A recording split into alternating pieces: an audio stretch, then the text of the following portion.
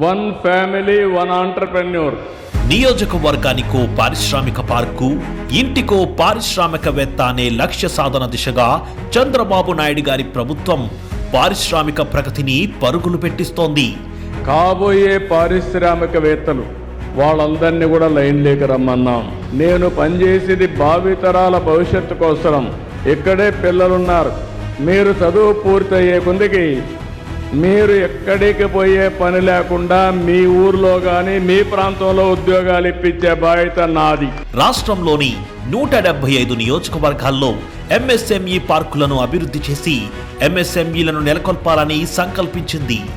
MSME పార్కుల్లో aqua, agriculture, horticulture processing, biotechnology, defence and aerospace, drone manufacturing, electric vehicles, electronics తదితర ఉత్పత్తులకు సంబంధించిన యూనిట్లు నెలకొల్పేందుకు ప్రభుత్వం ప్రాధాన్యమిస్తోంది.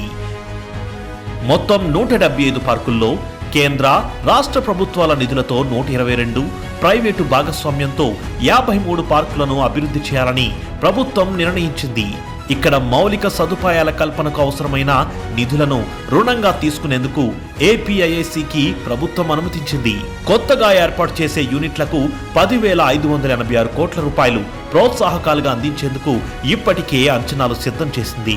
కొత్తగా ఎంఎస్ఎంఈ పార్కుల్లో నెలకొల్పే పరిశ్రమల ద్వారా 4 లక్షల కోట్ల రూపాయలకు పైగా పెట్టుబడులను సాధించాలని లక్ష్యంగా నిర్ణయించింది.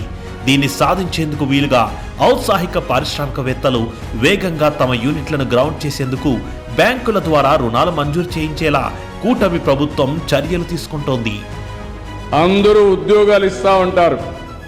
నేను ఉద్యోగమే కాదు, నిన్ను పారిశ్రామికవేత్తగా చేస్తానని చెప్పిన మొట్టమొదటి ప్రభుత్వం తెలుగుదేశం ఎన్డీఏ ప్రభుత్వం.